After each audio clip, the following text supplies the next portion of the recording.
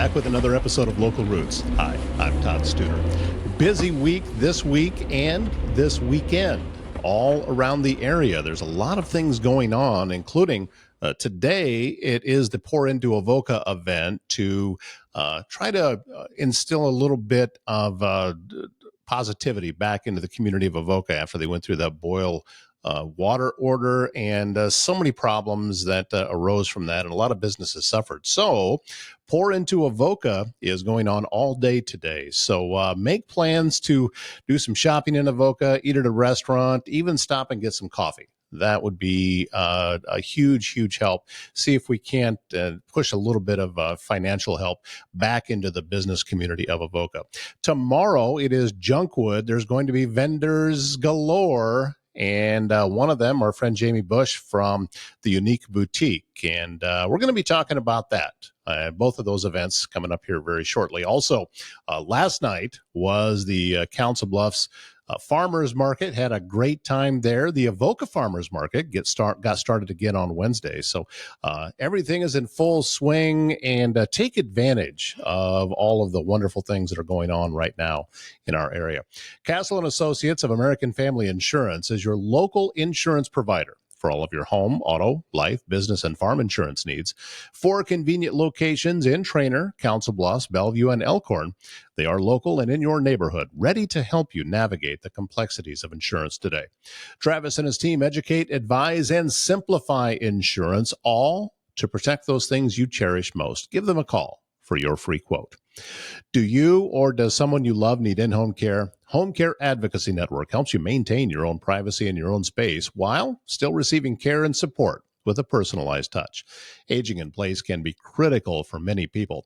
Home Care Advocacy Network can meet those needs with an understanding that assisted living is best at home. HCAN of Southwest Iowa brings the personal touch to care at home in Council Bluffs, Glenwood, Red Oak, Clarinda, and all the surrounding communities. Visit hcan.com/Southwest Iowa to learn more. And there is an event going on at River's Edge Park in the Council Bluffs today.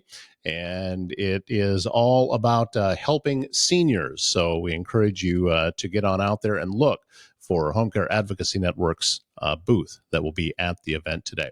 As we said, today is Pour Into Avoca. And at the beginning of the week, we had Amber Moore, the executive director of the Avoca Main Street, and she talked about where the idea for Pour Into Avoca started to materialize. I think it started, it probably coalesced organically through conversations with our city administrator, myself, our WIDA coordinator, Stacy Kinney, and then Pottawatomie County's Kate Gerber. But Kate initiated it through Pot County. And so the Pour Into Avoca event is going to be Friday the 13th in June. Hopefully it's a lucky day for our businesses. We're an economic center to a lot of smaller communities around us. So we hope this really expands our regional reach. People from the wider county area come down because we've got a lot of unique businesses. And I'm hopeful that our businesses can really attract return customers after that time to kind of hopefully keep the benefits coming. Well, I have seen communities respond in a time of need. We've seen it over and over again. We saw it last year when, the tornadoes hit, and so many communities were greatly affected by that. And everybody turned out so quickly that they actually had to turn folks away. They turned away donate. I know. Yeah. And we have the best customers. We really do. And so I'm pretty confident that you'll see it again, because this is something that is inherent in small towns, and especially in small town Iowa, that we take care of each other and we make sure that our neighbors are first and foremost in our minds. And right now it's big because, these businesses weren't anticipating a full 3-week stop when they set their budget for the year. So while the entire thing can't be made up on one day, it can help, and it can kind of give it a little boost to put things back to where normal needs to be. Yeah. And I think it's an important opportunity to give customers too, just to let them know, hey, you can come out and show support. We know you didn't feel comfortable maybe during the boil order event, but this is an event where you can show that you're here, you're back, and you continue to support the downtown businesses. And how about for folks that maybe haven't been to Avoca for a while, or possibly, I mean, this show reaches out pretty wide. So maybe you've never been to Avoca. What a great time to come, because there's going to be, all of these different events. I'm sure the businesses are going to do something special because of it. So I've encouraged them all to do something, to either have a special that day, to definitely staff up, especially if they're a service-oriented business, and to do something to encourage customers to come back, bring in a receipt from your visit and get a discount off your next order. Each business is going to handle that on their own because they know their business and their customers best. But we really do hope that it introduces a lot more people to our downtown district businesses, our citywide businesses. We've got excellent restaurants. I mean, Avocans, especially for our size, are, I don't want to say spoiled, that has a negative connotation to it.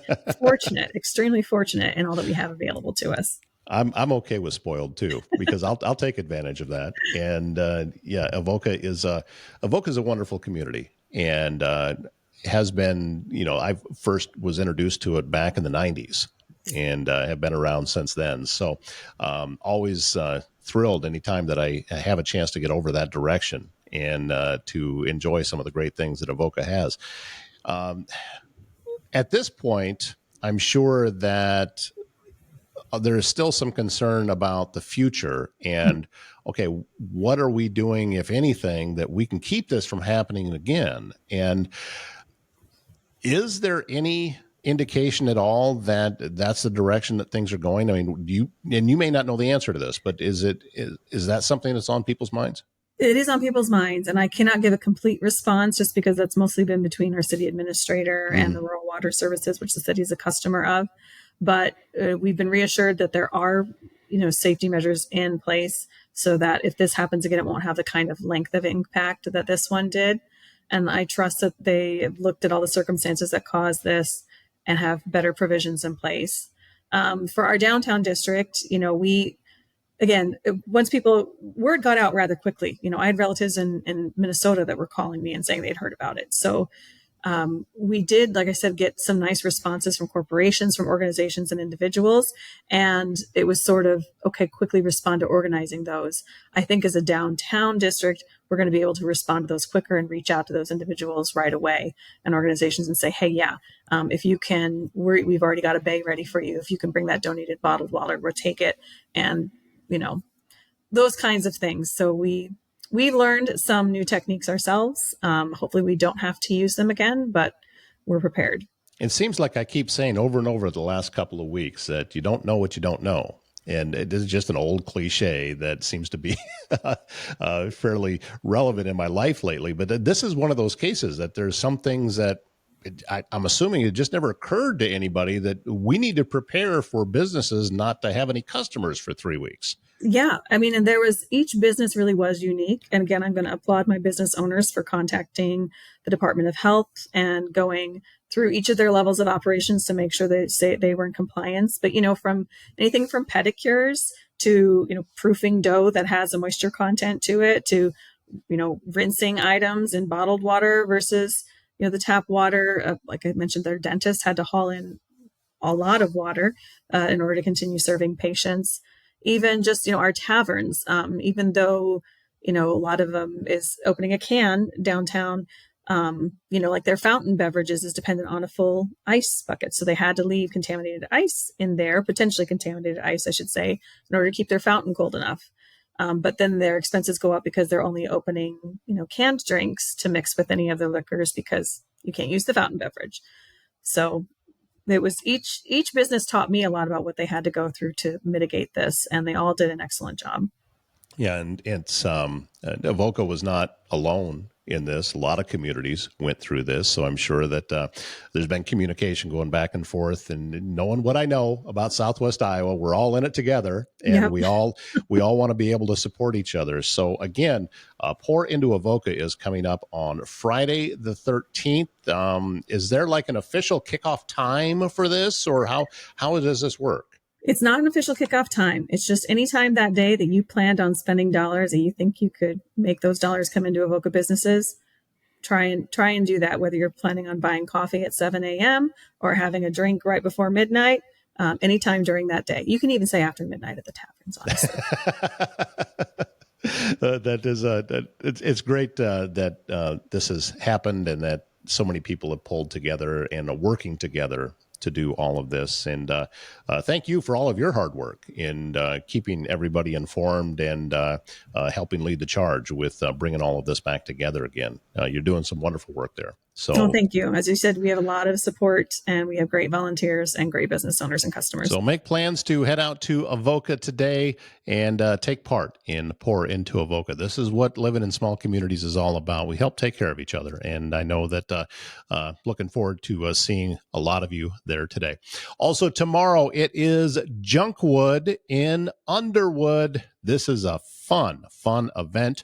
And also earlier this week, we spoke with Jamie Bush from the Unique Boutique about what you can expect when you stop by Junkwood tomorrow. I jumped on the Junkwood Facebook page and saw that the number of folks that are interested in going is well over 2,000 people. Mm-hmm. I think that there's going to be a crowd there this weekend. I would expect there would be anyway. Yes. And there's also going to be a crowd of vendors. There's a ton of vendors that are planning to be there.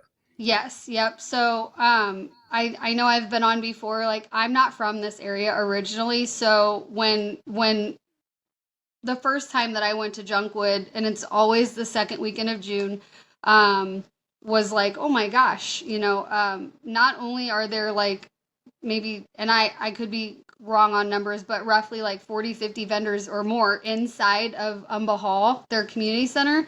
There's also, 50, 60, 70 vendors outside in the main street part of Underwood. So, and again, I haven't looked at what numbers will be. I'm not a spokesperson for Friends of Underwood who puts it on, but I've done it for a lot of years.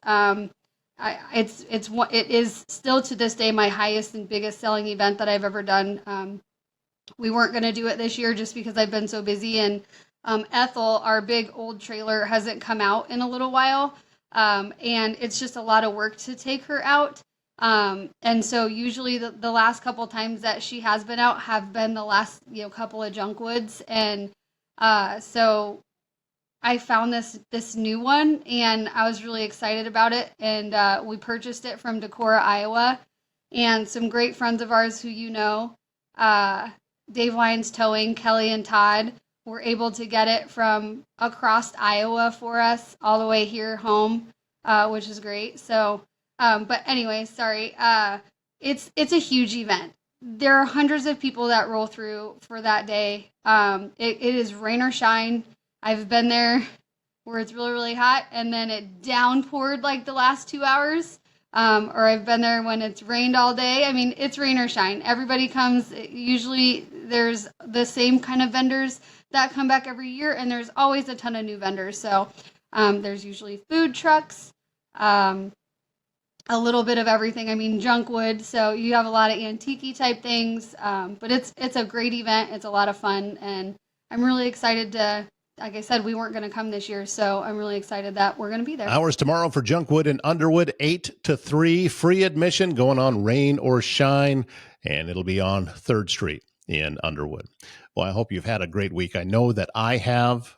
Big thank you to the encouraging words that many of you gave me this week about the show and how much you're enjoying it. And as always, I'm looking for show ideas. So if you know someone with a great story to tell, send me an email, toddstuder@gmail.com, and I'd love to talk to them. All right. My name is Todd Studer, and I hope you have a great weekend.